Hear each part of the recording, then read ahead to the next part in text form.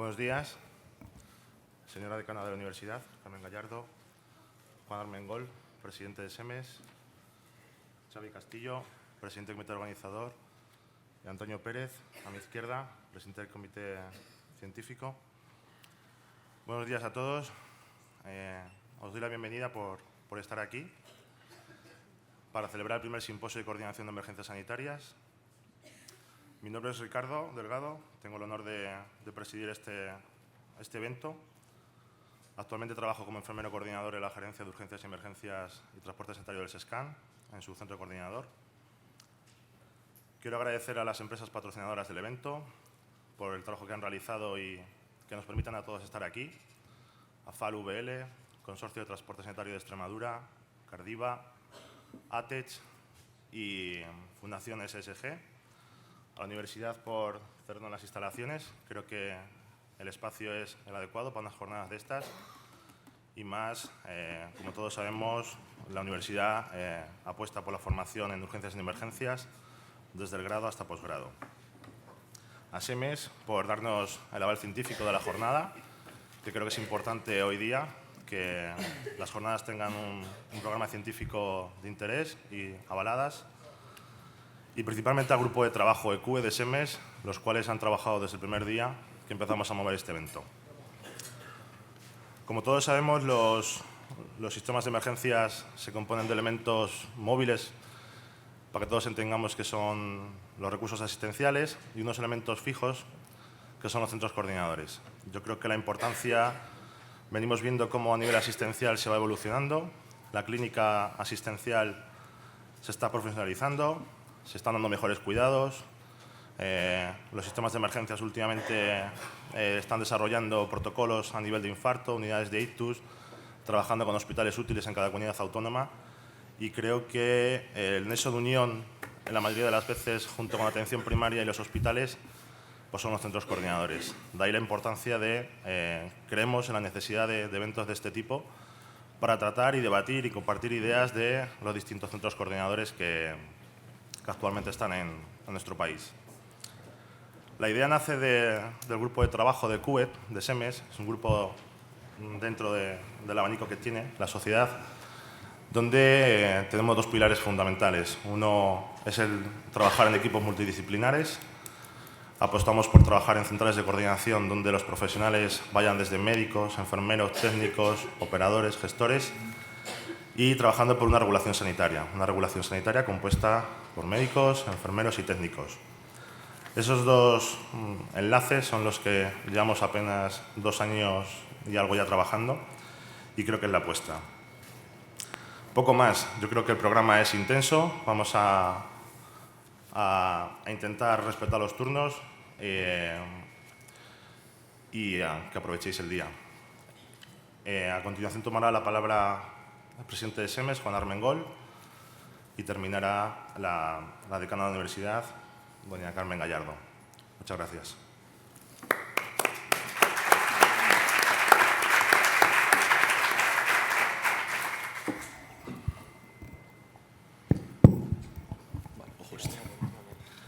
Hola, buenos días. Buenos días a todos. Señora decana, Carmen Gallardo, Ricardo Delgado, director del simposio, y los dos coordinadores de los comités, tanto científico como organizador, Xavi Castillo y Antonio Pérez. Hola a todas, a todos. Aquí veo a muchos amigos y por lo que yo estoy viendo ahora mismo está Javi Morillo, está Fernando Ayuso. Diría que probablemente está con Esther y mucha gente que hay aquí en el programa. Probablemente, desde el punto de vista de la sociedad científica, a la que yo estoy agradecido y aquí represento, y doy las gracias en nombre de ella, pues una parte muy importante de lo mejor que tenemos en la emergencia extrahospitalaria de este país, tanto desde el punto de vista de médicos como de enfermeras, como de técnicos, de mucha de la gente que he visto.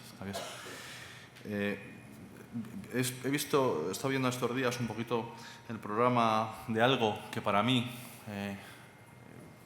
puedo decir que es algo relativamente bastante desconocido. Puedo hablar un poquito de lo que es la historia de la sociedad en estos 2 últimos años la actividad era enorme y llegaba a alcanzar a todas las cosas que se estaban haciendo y todas las actividades, pero estábamos comentando antes, entre los últimos tiempos, prácticamente yo personalmente, no es que me vea desbordado, estoy encantado de verme desbordado y encontrarme ese tipo de iniciativas con entidades importantísimas, como puede ser en este caso la Universidad Rey Juan Carlos, que además fue una de las primeras con las que firmamos un convenio de colaboración y entra dentro de una forma, por lo menos personal en este caso, he tratado por lo menos llevarla a la sociedad, y que mucha gente de la sociedad la comparte, de compartir conocimiento, compartir experiencia, compartir colaboraciones, cada uno en el sitio en el que debe estar. Una sociedad científica como la nuestra lo que tiene que tratar es de hacer constar desde el punto de vista técnico y científico, pues que lo que se hace entra dentro de unos cánones determinados. Nosotros, como saben ustedes, pertenecemos a la sociedad europea y a la sociedad internacional. Dentro de unos días hay un congreso en Cap Town, va a ir nuestro vicepresidente segundo, Pascual Piñera, y todo lo que hacemos aquí se concreta luego en documentos de trabajo y en programas en poco tiempo, y hace tiempo que hay un recorrido en esto de certificación y certificación, que lo que hace es tratar de hacer constar que este tipo de actividad, como la que se hace aquí, pues entra dentro de los cánones que se deben hacer, y que las personas que han acudido aquí, que veo que son muchas, pues no solamente van a disfrutar y van a aprender mucho más y van a pasarlo estupendamente bien, sino que además esa formación que van a recibir pues va a tener luego un rendimiento desde el punto de vista curricular. Para nosotros eso es fundamental. O sea, igual que se hace y se crea y se genera actividad y hay muchísima iniciativa en un mundo que es tremendamente amplio y atractivo, como es el mundo de la emergencia, como es el mundo de la urgencia hospitalaria, como es el mundo de la colaboración con el resto de dispositivos de las emergencias, protección civil. Ahora estamos trabajando también mucho con los militares en el programa de formación de la especialidad que existe ya en España en la rama militar, se aprobó recientemente. Todo eso forma parte de las iniciativas que debe tomar y que toma una sociedad. Desde el punto de vista programático de la coordinación de las emergencias, voy a decir dos o tres cosas. Es imposible coordinar las urgencias. Hablo de una comunidad de 6,5 millones de habitantes, por ejemplo, como la de Madrid. Es imposible, ya se lo digo a ustedes.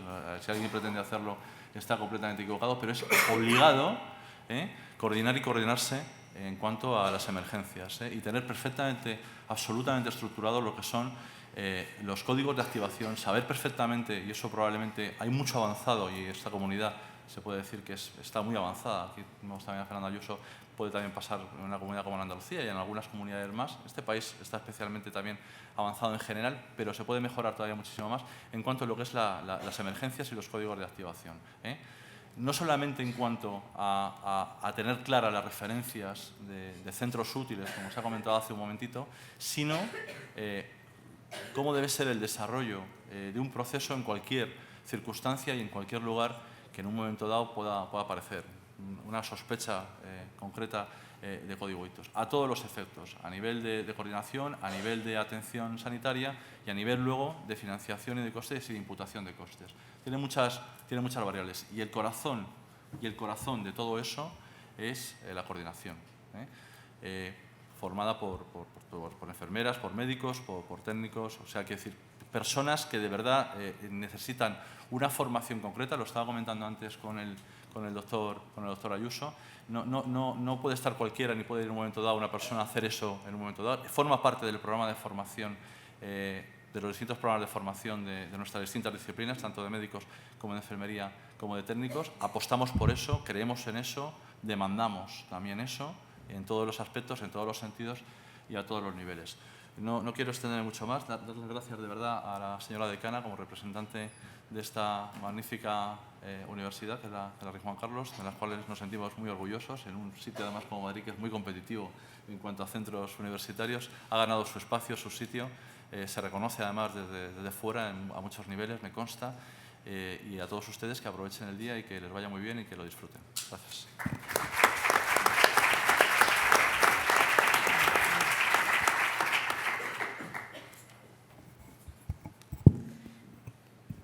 Muy bien, en primer lugar, buenos días y bienvenidos a la Facultad de Ciencias de la Salud de la Universidad Rey Juan Carlos. La verdad es que estamos, primero, ante todo quiero dar las gracias por invitarme y poder estar aquí con vosotros, tanto a Ricardo, a Antonio como a Javier, y poder compartir los primeros momentos de la mañana en una jornada que yo creo que va a ser intensa por el programa que tenéis. La Facultad de Ciencias de la Salud y, desde luego, la universidad, de primer momento, yo creo que ha apostado siempre por el tema de emergencia. En este momento nosotros, como dos personas que siempre, dos cabezas visibles, en el caso de Javier Morillo, que lleva mucho tiempo, ¿no?, trabajando en estos temas, y en el caso de Antonio Pérez, como persona visible de la facultad relacionada con todos los temas relacionados con emergencia. Primero, reconoceros que hacéis un trabajo importantísimo para toda, para la comunidad y para todas las personas. Y segundo, con algo que ha salido en esta mesa. Yo creo que el tema de coordinación multidisciplinar, importantísimo, básico. Nosotros trabajamos en una facultad de Ciencias de la Salud en la que somos totalmente multidisciplinares, es decir, tenemos 6 titulaciones en las cuales compartimos día a día. Queremos que nuestros alumnos en su formación diaria no pueden estar unos con otros en el mismo aula, pero sí que hacemos jornadas en las que puedan abordar temas desde el mismo punto de vista. Yo, sobre todo, creo que la facultad apuesta para el tema de que esté abierta, que vengan diferentes instituciones, organizaciones, en el fin de compartir, de poder trabajar aquí el día.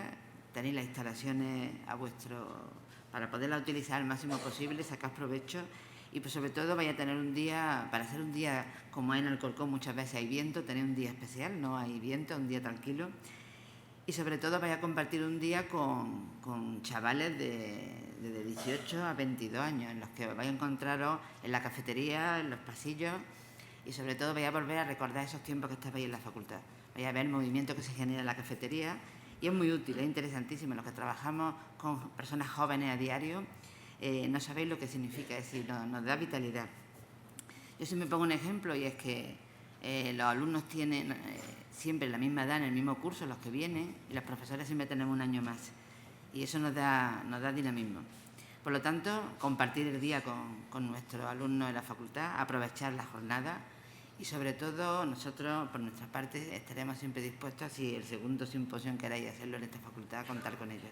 Sin nada más, espero que aprovechéis y enhorabuena de antemano. Muchísimas gracias.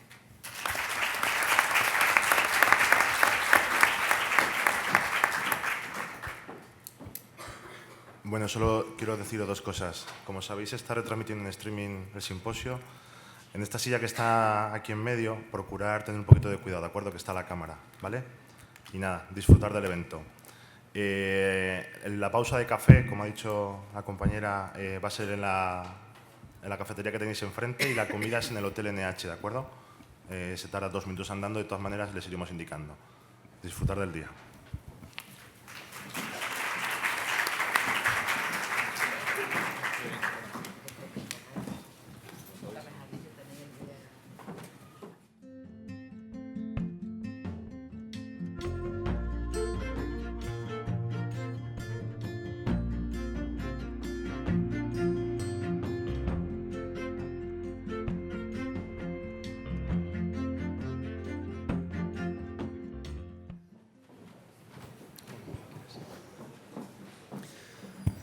Bueno, vamos a empezar con la ponencia inaugural. Esta versará al cargo del doctor Juan Valenciano. El doctor Juan Valenciano es médico jefe de guardia del Servicio de Urgencias Médicas de la Comunidad de Madrid, del SUMA 112, y tiene una muy amplia experiencia como médico coordinador y como jefe de guardia, con figura visible dentro de un centro coordinador de muchos años, ¿vale? Además es profesor en múltiples cursos de posgrado y máster, entre otros temas, contando cómo trabajamos en los centros coordinadores, y creo que nos va a ilustrar de forma bastante gráfica para iniciar esta jornada y darnos cuenta de qué es de lo que estamos hablando en todo momento, ¿de acuerdo? Así que, doctor Valenciano, cuando quiera.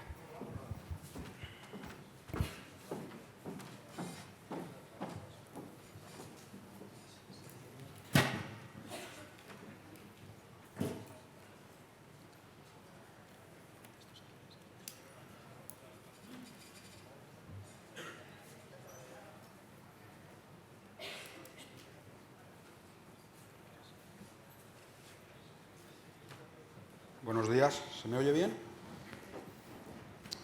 Bueno, buenos días a todos. En primer lugar, quisiera agradecer al comité organizador y al comité científico el que me hayan dado la oportunidad de estar aquí.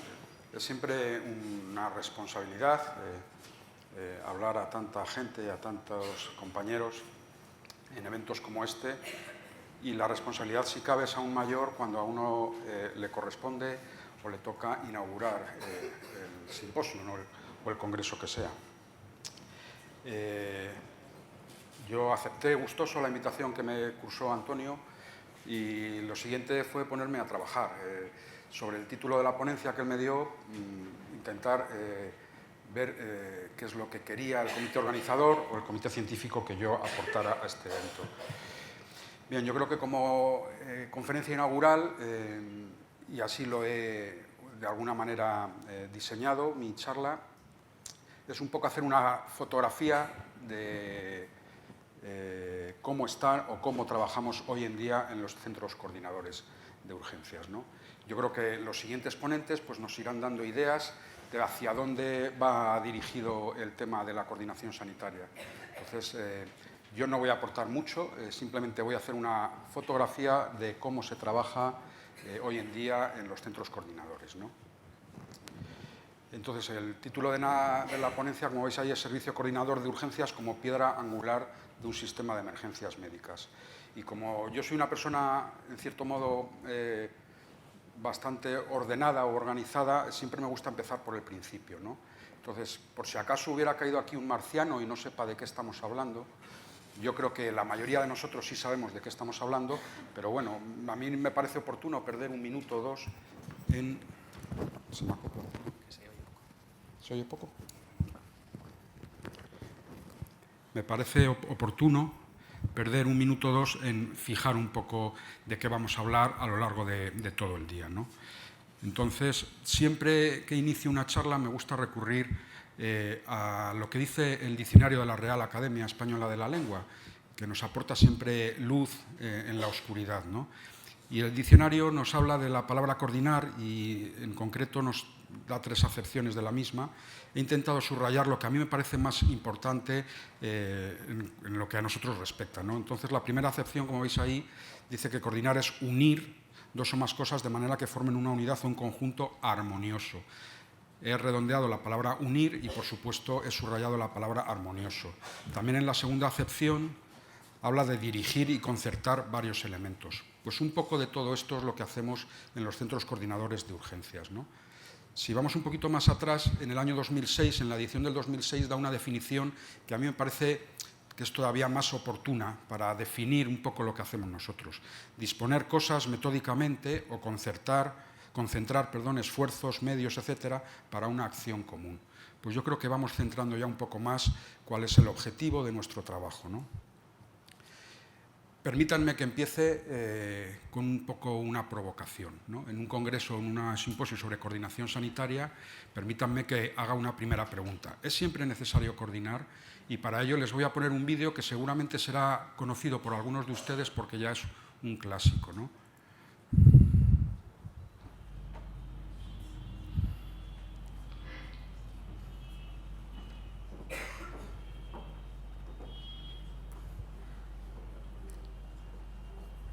Esto es un cruce de caminos en una ciudad de la India, no sé si es en Nueva Delhi, y como ven ustedes, pues ni hay semáforos, ni hay señales de stop, ni hay ceda al paso. Aquí pasan coches, camiones, autobuses, pasan ciclistas, pasan viandantes, y no hay nadie que esté regulando ni coordinando este aparente caos. Bueno, el vídeo dura 2 minutos y parece absolutamente increíble que durante estos 2 minutos no haya ningún accidente, ningún atropello.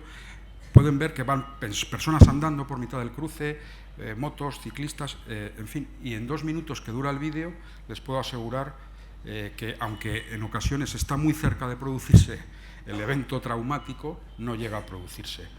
Entonces, a mí me parece curioso iniciar la charla poniendo este vídeo para muchas veces hacernos recapacitar si el trabajo que hacemos es absolutamente necesario o no.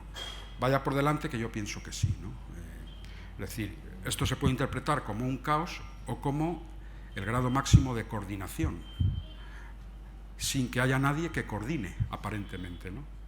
En fin, podríamos seguir viendo el vídeo durante más tiempo, pero como ven ustedes, no pasa absolutamente nada y no hay nadie regulando. Hoy en día nuestros servicios de emergencias podrían funcionar sin la figura del centro coordinador o del sistema o del servicio coordinador de urgencias. Pues yo pienso que no. Pero bueno, sirva el vídeo como una forma simpática de iniciar el simposio, ¿no? Servicio coordinador de urgencias como piedra angular de un sistema de emergencias médicas. Pues empecemos definiendo lo que es un servicio coordinador de urgencias.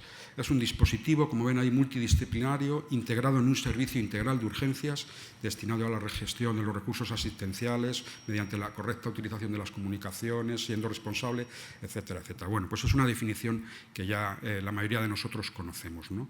Y habla de sistemas integrales de urgencias, ¿no? Y si hablamos de sistemas integrales de urgencias, pues es obligado echar un poquito la vista atrás y reconocer al pionero, al que definió por primera vez lo que es un sistema integral de urgencias, el doctor Boyd, allá por el año 1982. Es decir, estamos hablando ya de hace unos cuantos años, ¿no? Y este hombre hay que reconocerle el mérito de ser el primer, o al menos el visionario, el que dio el primer paso en definir lo que deberían ser los sistemas integrales de urgencias. Si me permiten la comparación, es un poco el Steve Jobs de los años 80 en lo que a nuestro trabajo se refiere, ¿no? En fin, aquí en España siempre llegan las cosas un poco más tarde, ¿no? Estábamos hablando en el año 1982 en Estados Unidos y aquí tienen que pasar 10 años para que nos demos cuenta de que el camino que hay que emprender es el que nos marcan los americanos desde el año 1982, ¿no? Y en el año 92 pues, se reúne un grupo de expertos donde definen ya cómo debe prestarse la atención de urgencia en nuestro país y definen lo que es un sistema integral de urgencias. Estamos hablando del año 1992, o sea, antes de ayer. Esta diapositiva yo creo que debemos siempre tenerla nosotros presente. En los momentos de desánimo que seguramente todos en algún momento de nuestra profesión pasemos, es bueno que nos venga a la cabeza siempre cuál es el objetivo de nuestro trabajo, ¿no? No solamente hablo de los compañeros que trabajamos o que trabajan en los centros o en los servicios coordinadores, sino también en la calle, ¿no? Y nuestro objetivo, nuestro leitmotiv, nuestra razón de existir es disminuir la mortalidad de las urgencias vitales, disminuir la morbilidad de los procesos urgentes, por supuesto aumentar el grado de satisfacción del usuario, disminuir los costes económicos, hacer más rentable, por lo tanto, la salud pública. Y un objetivo que no se nos debe olvidar es también que debemos disminuir la presión asistencial en los hospitales. Es decir, debemos ser resolutivos también y lo que podamos resolver en la calle, pues fenomenal, porque así no cargamos de trabajo a nuestros compañeros que trabajan en los hospitales. Y estos son nuestros objetivos, esto es el por qué nosotros existimos, ¿no?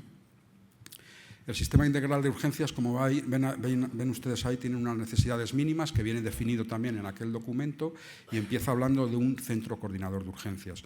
También tiene que tener una red para comunicaciones, personal entrenado, etcétera, ¿no? Pero, como ven, una de las necesidades mínimas de estos servicios integrales de urgencias son los centros coordinadores, ¿no? Que tienen que cumplir una serie de requisitos.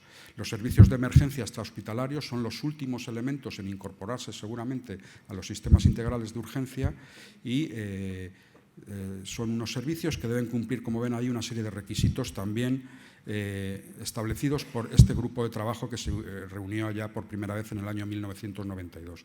Tienen que ser autónomos, no están tan lejos los tiempos donde los servicios de emergencia pertenecían a la atención primaria, no eran más que una gerencia más de la atención primaria. Hoy en día ya hemos conseguido nuestra autonomía organizativa.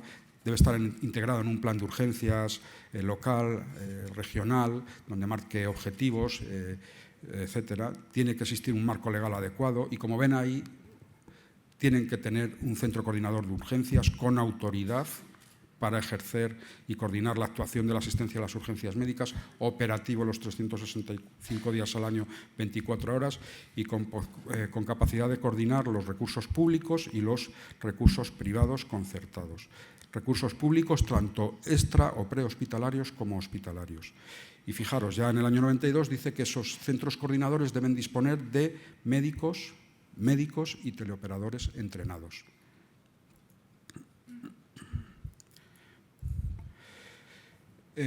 Ya que estamos con los principios básicos, me parece también interesante abordar un tema un poco semántico. Yo creo que es necesario unificar semánticamente de lo que estamos hablando, ¿no? Debemos hablar de servicios coordinadores de urgencias o de centros coordinadores de urgencias. Pues nuevamente recurro al diccionario de la Real Academia Española de la Lengua, donde define el servicio. Ven ahí que tienen hasta 19 acepciones, y me he fijado en concreto en la acepción número 16, que dice que un servicio es una organización y personal destinados a cuidar intereses o satisfacer necesidades del público o de alguna entidad oficial o privada. Por tanto, es una organización y personal, ¿no? En tanto que centro, como ven ustedes ahí, tiene varias acepciones y en todas ellas lo define como un lugar, es decir, algo más bien físico. Por eso yo entiendo que deberíamos llamar a estos servicios coordinadores de urgencias y no tanto centros coordinadores de urgencias. Esto es un centro coordinador de urgencias, es decir, ahí es el centro coordinador de urgencias del SUMA 112, y esto, sin embargo, es un servicio coordinador de urgencias donde vemos el local como tal, pero vemos gente trabajando, vemos recursos técnicos, informáticos, etcétera, ¿no? Es decir, entiéndanme lo que quiero decir, un centro es un lugar y un servicio es un lugar más las personas que trabajan en él. Bueno, lo dejo aquí simplemente como debate, luego en la hora del café pues podemos debatir esto y alguna otra cosa más que les voy a sugerir, ¿no? Las características de los servicios coordinados de urgencias, pues como ven ahí, es un servicio sanitario, como no puede ser de otra forma. Hay médicos, hay personal sanitario, bajo la responsabilidad del médico coordinador. Debe ser la máxima jerarquía en materia de urgencias y emergencias, máxima jerarquía, único para toda su área de influencia. No hace demasiado tiempo, en la Comunidad de Madrid, por ejemplo, se simultaneaban dos centros coordinadores, el del SUMA 061 y el del SERCAM. Y os puedo garantizar, yo que he pertenecido a los dos servicios, que la situación era bastante caótica. Es decir, cuando hay dos personas que tienen que realizar el mismo trabajo en el mismo ámbito de influencia, surgen muchos roces y la atención al ciudadano no es la correcta. Luego, lo importante es que haya un único servicio de emergencias para toda su área de influencia, con autonomía, como ven ahí, que debe garantizar la confidencialidad de todo lo que los actos que se realizan en ellos y que debe ser accesible para todos de la manera más sencilla posible, ¿no? Y esto son las características que marca, como ven ahí, el informe de Estrasburgo del Consejo Europeo de Salud allá por el año 1990, ¿no? Bueno, las funciones ya más o menos las conocemos todos. Y me parece interesante también un poco, en dos palabras, decir de dónde venimos para darnos cuenta cómo hemos llegado hasta aquí, ¿no? Entonces, pues los antecedentes históricos de los servicios integrales de urgencias, de los centros coordinadores, pues no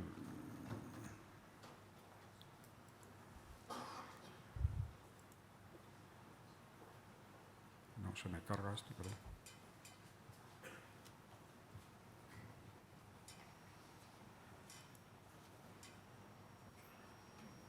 Disculpen.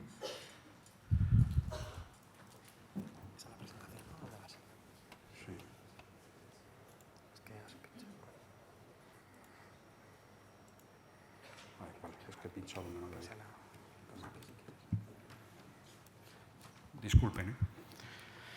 Bueno, antes del año 40 y pico no había nada. Y cuando digo que no había nada es que no había absolutamente nada, ¿no?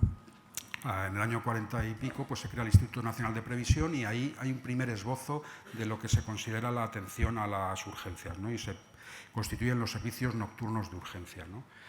Y fijaros, es hasta el año 1962, 63, 64 cuando empiezan a configurarse los servicios especiales de urgencia, ¿no? En concreto, en el año 64, ahí pone que es en el 62, pero en realidad cuando empieza realmente es en el año 64 el Servicio Especial de Urgencias de Madrid, ¿no? Por supuesto adscrito al INSALUD en aquel momento, ¿no? Van pasando los años y es hasta bien entrados los años 80, casi llegando a los años 90, donde no se produce ningún cambio, ¿no? si van ustedes al final de la diapositiva, subrayado más, con más resalte, ven ahí que en el año 1988 se produce un hecho, yo creo que histórico, ¿no? Y que es lo que hace remover conciencias de alguna manera. Y el Defensor del Pueblo elabora un informe donde, desde luego, de forma rotunda y radical, expone claramente el déficit que hay en España en lo que respecta a la atención a las urgencias y a las emergencias. Y a raíz de ese informe del Defensor del Pueblo, pues las autoridades sanitarias deciden ponerse manos a la obra y empiezan a elaborar planes integrales de urgencia, ¿no? Entonces, fijaros, hasta el año 89, la atención a las urgencias en nuestro país pues era prácticamente, como ven ustedes ahí, pues el que podía se iba con su coche al hospital más cercano sacando un pañuelo por la ventanilla, y eso algunos de los que tenemos ya ciertos años lo hemos vivido. En el mejor de los casos, pues parabas un taxi y los taxistas entonces llevaban enfermos y heridos. Hoy en día es más difícil que quieran llevar personas heridas. El que tenía más suerte todavía, pues algunas ambulancias en algunos sitios había, como ven ustedes ahí, pues son ambulancias bastante rudimentarias. Y muchas veces la atención a las urgencias y a las emergencias pues recaían en voluntariados, en asociaciones de voluntarios, como puede ser Día, Cruz Roja, o muchas veces englobando o formando parte de otros cuerpos que no tenían nada que ver con la sanidad, ¿no? Como podían ser los bomberos. En el año 89, a raíz de este informe del Defensor del Pueblo y del plan que elabora el Ministerio de Sanidad, pues se transforma en concreto en Madrid lo que era el Servicio Especial de Urgencias y se transforma en el Servicio Especial de Urgencias 061. Y aparece lo que hoy en día conocemos como Centro Coordinador de Urgencias, ¿no? Hasta entonces había una centralita donde se hacía prácticamente despacho de las llamadas, donde había un locutor y un médico y poco más, ¿no?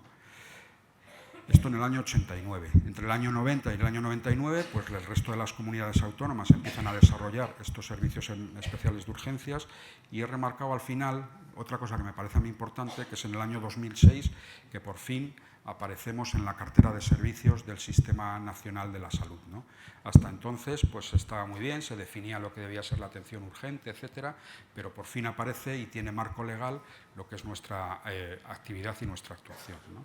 Empiezan a aparecer, como ven ahí, la atención en dispositivos móviles, muy rudimentarios al principio.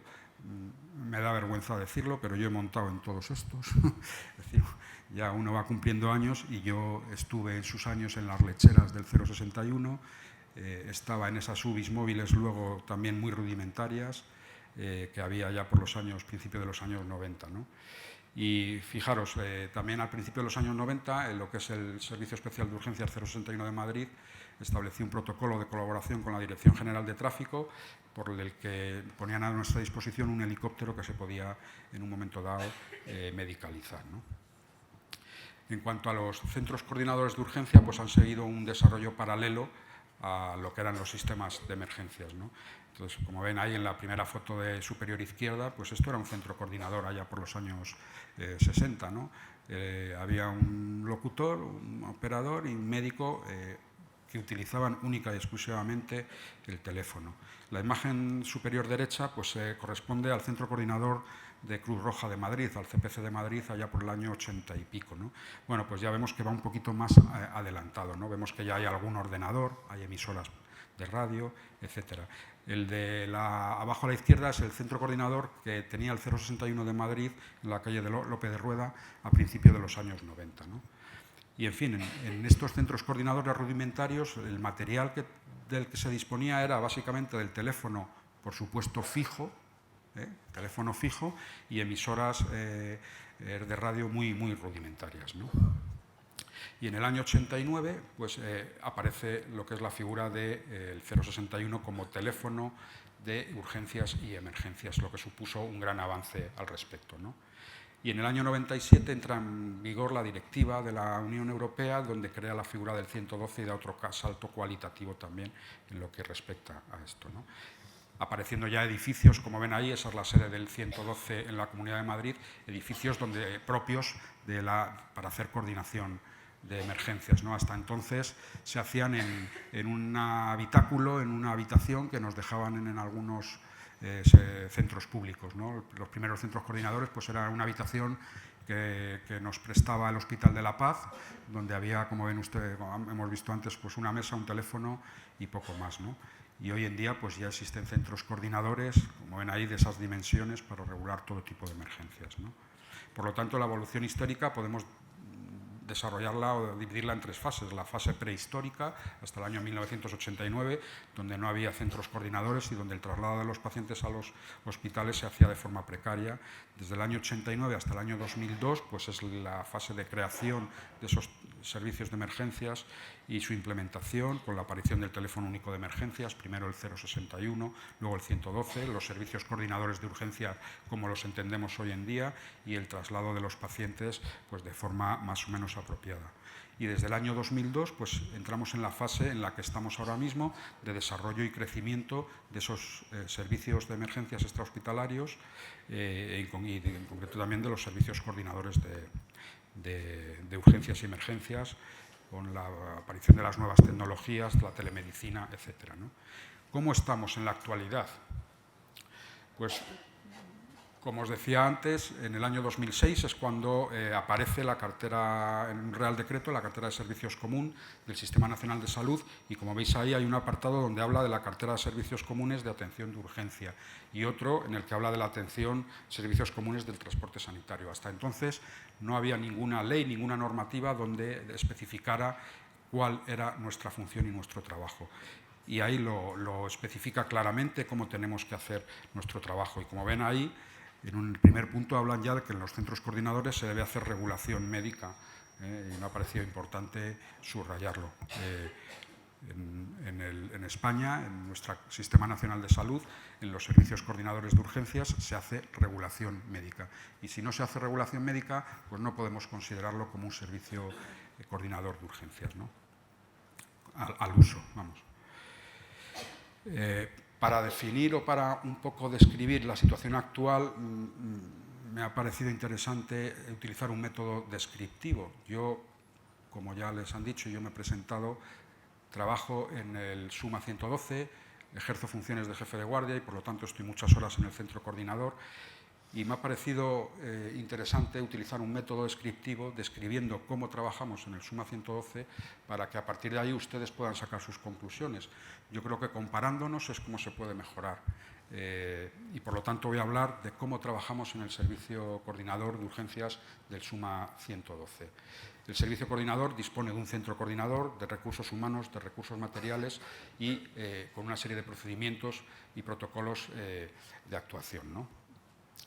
El centro coordinador como tal está situado en la calle Antracita, número 2 bis, allá cerca de Legazpi, y tiene un área de recepción de las llamadas, ocupado por las teleoperadoras, que es un servicio subcontratado de la Consejería de Sanidad. Tiene un área, podemos hablar, de análisis y decisión, donde se sitúan los médicos y los enfermeros coordinadores, y un área de respuesta, donde se sitúan los gestores de recursos o los locutores o los operadores de respuesta, como ustedes quieran llamarlo, ¿no? Y vuelvo a poner un poco el plano de cómo es nuestro centro coordinador. Yo invito a todo aquel que quiera ir a que nos visite. Últimamente está de moda venir a visitarnos. Yo creo que ha aumentado un poco, no sé si la curiosidad por saber cómo se trabaja allí, y la verdad es que todos los días viene gente a conocerlo. Tenemos ya establecido una ruta turística que nos encargamos los jefes de guardia de explicar el funcionamiento, y lo único, pues por evitar aglomeraciones, avisar o pedir cita para que se os pueda atender adecuadamente. Y como sé que aquí hay gente del servicio nuestro, les invito a la gente que todavía no haya ido nunca, en especial a la gente de nuestro servicio, a que nos conozca. Somos compañeros y os vamos a tratar bien, muy bien. Y además no somos gente rara, por supuesto, con nuestras taras, como todos, pero vamos, os vamos a recibir bien, ¿no? Los recursos humanos que trabajan en el Servicio Coordinador de Urgencias del 112, pues yo creo que son un poco los que trabajan en cualquier servicio coordinador de urgencias, ¿no? Hay teleoperadores o teleoperadoras, Como he dicho antes, es un servicio que está subcontratado y su función fundamental es recoger los datos y hacer un primer triaje de la llamada. Hay médicos que hacen regulación médica de la demanda y permitirme que aquí lance una lanza en defensa del médico, del centro coordinador. Es el núcleo central del centro coordinador. Todos los demás profesionales, por supuesto, que realizan una labor importantísima, encomiable, pero la figura central del centro coordinador, y tal y como está definido en nuestro sistema, es el médico coordinador. Es el que recibe las llamadas, el que tiene que gestionarlas, el que tiene que regular y el que tiene que elaborar una respuesta. Y esto es bueno que en un foro así lo pongamos de manifiesto. Hay técnicos locutores encargados de la gestión de los recursos. Por supuesto, hay enfermeros o enfermeras en el centro coordinador desde hace ya unos cuantos años. Yo creo que fuimos el servicio pionero en incorporar esta figura. Se le ha ido dotando de contenido y hoy en día os puedo decir que muchas de las actividades que se realizan en el Servicio Coordinador de Urgencias del SUMA recaen sobre el personal de enfermería. Yo trabajo codo con ellos, les tengo sentado a mi derecha, son un apoyo fundamental y no tengo más que palabras de agradecimiento y de reconocimiento a su labor, ¿no? Estamos los jefes de guardia, que hacemos un poco de supervisión, de control de los procesos, de resolución de conflictos, de intentar que todo vaya bien. En el SUMA 112 somos jefes de guardia de todo el dispositivo, incluido el que está en la calle. Es decir, hacemos y ejercemos funciones de jefe de sala, pero también de jefe de guardia de los recursos asistenciales que están en la calle. Relaciones con terceros, con los jueces, con la prensa, etc., ¿no? Existe una persona de la dirección encargada del centro coordinador, del Servicio Coordinador de Urgencias, es un coordinador médico, y luego tenemos personal de apoyo, informáticos, administrativos, etc., ¿no? No voy a extenderme mucho en la función de cada uno de ellos, así que vamos a ir un poquito para adelante. La regulación médica, como veis ahí, he querido poner esta diapositiva, la hacen los médicos y tienen, desde luego, apoyo, ¿no? Es decir, existen protocolos o procedimientos de ayuda en la toma de decisiones, intentando unificar de alguna manera la respuesta. Que llame, el alertante que llame con la patología similar o parecida tenga una respuesta lo más homogénea posible por parte de los centros coordinadores. Y estos procedimientos en su día se consensuaron con atención primaria, ¿eh? Bueno, pues la enfermería ya les he echado piropo y tampoco les voy a echar mucho más porque luego se me suben a las barbas, ¿no?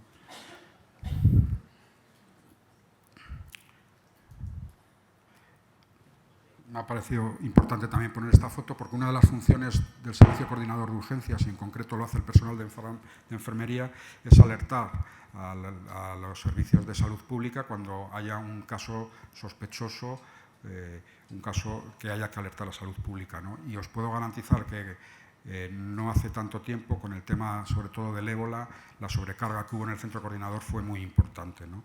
Y era un trabajo que recaía sobre todo en el personal de enfermería, ¿no? La función y el trabajo que realizan los técnicos locutores, pues esta tarde va a hablar mi compañero Antonio de cómo trabajan, ¿no? Es la gestión de los recursos y tienen, como ven ahí subrayado, también una serie de herramientas que les van a facilitar su labor, ¿no? Tienen sectorizado, Madrid está sectorizado en 3 zonas para facilitar y para intentar mejorar el trabajo de los, sobre todo de los locutores, ¿no?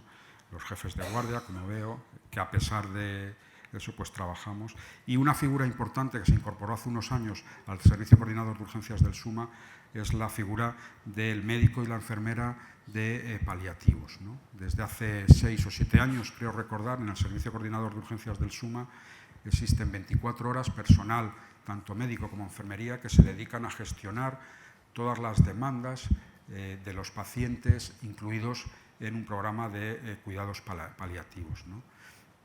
A mí me parece una figura importante que quizá si no la hay en otros centros o servicios coordinadores, me parece que es importante subrayarlo, que hacen una labor también muy importante, no solamente de atención directa a estos pacientes o a los familiares y cuidadores de estos pacientes, sino también como personal de apoyo al propio personal o a los propios trabajadores o profesionales del SUMA 112, que atienden a estos pacientes y que en un momento dado pueden tener dudas de cómo actuar, ¿no? Recursos técnicos, pues sistema informático, etcétera, ¿no? mapas de ayudas. Todo esto os lo va a explicar esta tarde mejor Antonio Sarabia, ¿no? Sistemas de comunicaciones, el TETRA, la transmisión de datos vía GPRS para que lleguen a nuestras unidades, etcétera, ¿no? Y tienen que haber procedimientos, es decir, todo lo que se hace en un servicio coordinador de urgencias debe estar procedimentado, debe estar escrito. Y en el SUMA 112 pues tenemos procedimientos de índole general que van desde la seguridad informática en el centro coordinador a la uniformidad obligatoria, etcétera. Hay también procedimientos operativos, cómo se deben activar los helicópteros, los procedimientos de incidentes de múltiples víctimas, etcétera, procedimientos clínicos, cómo manejar el código 0, el código ictus, transporte neonatal, el código infarto, etcétera, y además hay también procedimientos administrativos. Y todos estos están escritos. Dos palabras del índice de actividad, para que vean ustedes un poco qué carga de trabajo tenemos en el Servicio Coordinador de Urgencias del SUMA 112. Como ven ahí, en el año 2014 se recibieron un total de 962.000 llamadas, lo que hace una media aproximadamente de 2.600 llamadas diarias. O sea que tenemos una carga de trabajo bastante importante, ¿no? Como dato también curioso, decir que de estas 2.600 llamadas, un 60% se resolvieron sin necesidad de enviar ningún recurso, y solamente en un 40% de ellas se envió algún tipo de recurso propio o concertado, ¿no? Otras acciones que se realizan en el centro coordinador o en el servicio coordinador de urgencias, pues por delegación de la Consejería de Sanidad se gestiona también el transporte sanitario no urgente, el transporte programado, los pacientes que tienen que ir a diálisis, a rehabilitación, etcétera, pues es una acción, una función más que se realiza en el servicio coordinador de urgencias. Es verdad que lo hace personal específico dedicado a eso, y también me parece interesante decir que como los tenemos ahí cerca y los gestionamos nosotros, en un momento dado podríamos, si lo necesitamos, recurrir a este tipo de transporte, pues imaginaros en una catástrofe o en un incidente de múltiples víctimas donde necesitáramos ambulancias colectivas para traslado de pacientes o una carga adicional de pacientes. Desde luego tenemos actividad docente en el Servicio Coordinador de Urgencias del SUMA. Desde hace unos años el SUMA es una unidad docente de medicina familiar y comunitaria, y todos los días prácticamente tenemos residentes de familia que vienen allí un poco a formarse, a ver cómo trabajamos, y algunos de ellos incluso les engañamos y luego cuando terminan su residencia se quedan a trabajar con nosotros, ¿no? También es una unidad docente para los enfermeros internos residentes, y también con bastante frecuencia vienen residentes de enfermería a rotar por allí, ¿no? Desde luego se hace formación continuada para gente y personal del servicio, gente que quiere incorporarse en un futuro más o menos inmediato a realizar funciones de coordinación, y luego también se da formación a terceros, es decir, formación de posgrado, por ejemplo, los másteres que se realizan en las distintas universidades, másteres de urgencia y emergencia, pues rotan por allí también alumnos para ver cómo trabajamos allí. Incluso os puedo decir que han venido gente del extranjero, de Sudamérica, a ver cómo trabajamos, interesados en adquirir ideas para implantar un sistema de emergencias en Perú, por ejemplo, recuerdo, o en otros países del entorno, ¿no? También tenemos actividad investigadora. Es verdad que no mucha, es difícil investigar en un centro coordinador, pero yo animo a los compañeros que trabajan en otras comunidades a que intenten buscar su camino también para investigar, ¿no? Desde luego, un antes y un después en el Servicio Coordinador de Urgencias del SUMA 112 fue el estudio clínico del Metocar. Algunos de ellos ya conoceréis de qué se trata, pero es un estudio propulsado y dirigido por el CENIC, donde se trataba de demostrar si los beta bloqueantes administrados previamente a la fibrinolisis o a la ACTP eran más beneficiosos o no. Y el centro coordinador, el servicio coordinador del SUMA 112, actuamos como centro aleatoriador de pacientes, ¿no? Es decir, ahí es donde randomizábamos los pacientes a administrar metoprolol o no administrarlo, ¿no? Voy acabando ya. Tenemos relaciones con terceros, evidentemente, con Cruz Roja, con la que tenemos firmado un convenio de colaboración, pero también, desde luego, nos relacionamos con los bomberos de la Comunidad de Madrid, con las protecciones civiles, con el SAMUR Protección Civil del Ayuntamiento de Madrid. Tenemos firmados convenios con algunas protecciones civiles, etcétera, ¿no? Y luego también tenemos firmado convenio con el SAMUR Social en la Ciudad de Madrid y con el Emergencias Sociales de la Comunidad de Madrid para tratar de resolver o gestionar aquellos incidentes donde no existe patología, un caso claramente de patología médica o de urgencia y más patología de tipo social, ¿no? Y tenemos firmado un procedimiento de actuación conjunto con estos servicios sociales, ¿no? En el centro coordinador, en el servicio coordinador, tenemos acceso a la historia clínica digital, podemos consultar, si así nos lo requieren, la historia clínica de los pacientes. Tenemos también acceso al registro de instrucciones previas de los pacientes, esto estamos en pleno desarrollo, y también controlamos la actividad no solamente de las unidades y los recursos móviles de los que dispone el SUMA, sino también de los recursos fijos, ¿no? En concreto de los servicios de urgencia de atención primaria y de los SWAPs, donde podemos monitorizar en un momento dado la saturación de los mismos y la demora en la atención a los pacientes. Y se pueden tomar decisiones en el centro coordinador en el sentido de reforzar un SWAP que un domingo, por ejemplo, puede estar muy sobrecargado, ¿no? Cualquier servicio coordinador de urgencia debe estar establecido cómo se deben gestionar las crisis. Y puede haber crisis internas, como la caída de la centralita, o que haya que evacuar el edificio y hay que estar preparados para ellas. Nosotros tenemos un centro espejo en el 112 que está en Pozuelo de Alarcón, y también tenemos que gestionar, y ahí es donde yo creo que se ve la capacidad verdadera de un servicio coordinador de urgencias, las crisis externas, el incidente de múltiples víctimas, ¿no? Tiene que haber un procedimiento de actuación, no solamente para actuar en el foco, sino también para actuar en el centro coordinador, y en el SUMA 112 lo tenemos. Tenemos bastante personal nosotros en nuestro centro coordinador y podemos destinar un médico o dos, un enfermero o dos, un locutor o dos y teleoperadores que se dediquen única y exclusivamente a la gestión del incidente de múltiples víctimas, mientras el resto del personal puede seguir realizando la actividad ordinaria. Pero claro, somos un centro coordinador que dispone de bastantes recursos. Yo me imagino que no todos vosotros podréis actuar de la misma forma. Pero es importante por lo menos tener establecido un protocolo de actuación, ¿no? Incluso podemos coordinar en la calle, ¿no? Y veis ahí que tenemos una unidad móvil de coordinación que podemos utilizarla también en la calle. Y todas estas acciones, desde luego, siguiendo la política de calidad del servicio, centrada en el modelo, como veis ahí, FQM. Es decir, todo lo que hacemos en el servicio coordinador es medible y con el objeto de poder evaluar mejoras, ¿no? ¿Hacia dónde vamos? Propuestas de futuro, pues es lo que hemos venido aquí un poco a escuchar, ¿no? El resto de los ponentes nos van a aportar ideas tanto desde el punto de vista tecnológico como desde el punto de vista de formación de los profesionales que trabajan ahí, incluso la incorporación de nuevos profesionales a los servicios coordinadores de urgencia, ¿no? Teniendo en cuenta que cualquier propuesta de futuro hay que gestionarla con la resistencia al cambio que generan los trabajadores. Nosotros estamos ahora en pleno proceso de cambio. Desde el lunes de esta semana o de la semana pasada estamos integrándonos físicamente en el centro coordinador, en el servicio coordinador del 112 en Pozuelo de Alarcón. Como veis ahí nos han dado la bienvenida y esto supone un reto, desde luego, para los profesionales que trabajamos en el sistema coordinador de urgencias, en el servicio coordinador de urgencias del SUMA 112. El título de la ponencia era como piedra angular. Pues una piedra angular, como veis ahí, es una piedra que en los edificios hace esquina juntando y sosteniendo dos paredes. ¿Qué dos paredes deben juntar y sostener los servicios coordinadores de urgencias? Pues por un lado los demandantes de asistencia y por otro lado los recursos asistenciales, sean del índole que sean, ¿no?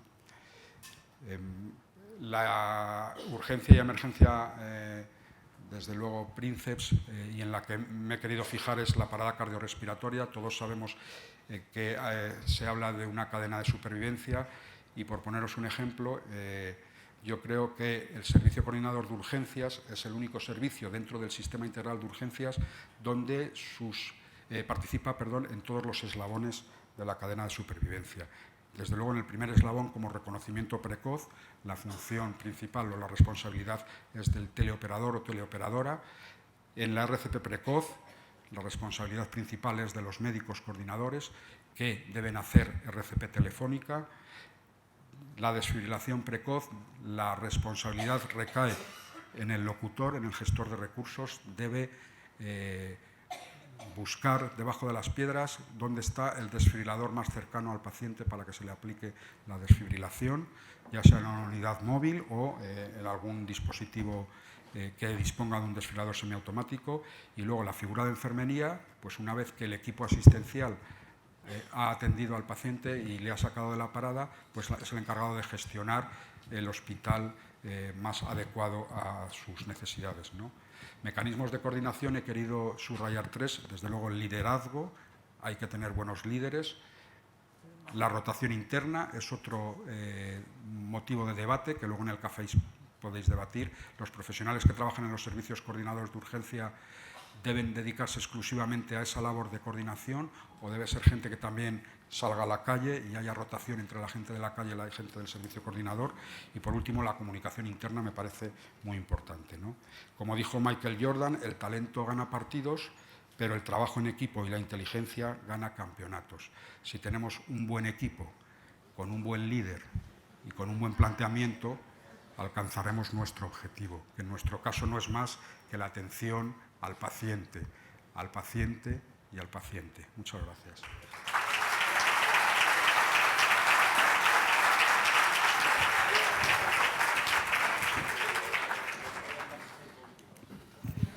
Bueno, tenemos tiempo para una pregunta rápida.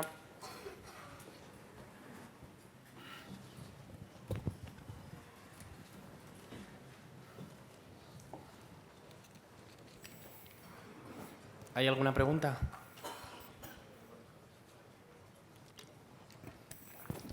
Elena, por favor, ahí al fondo.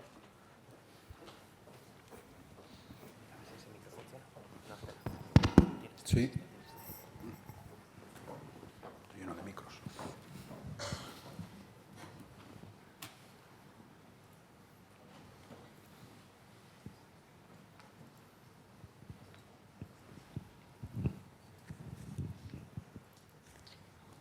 Hola, me ha llamado la atención, venimos de un centro coordinador con unos números parecidos, de 2000 y pico de llamadas al día, y me ha llamado la atención, primero eso, porque no sé si hay otro centro que reciba llamadas de la Comunidad de Madrid diferentes, y también lo del 60% de resolución sin envío de recursos.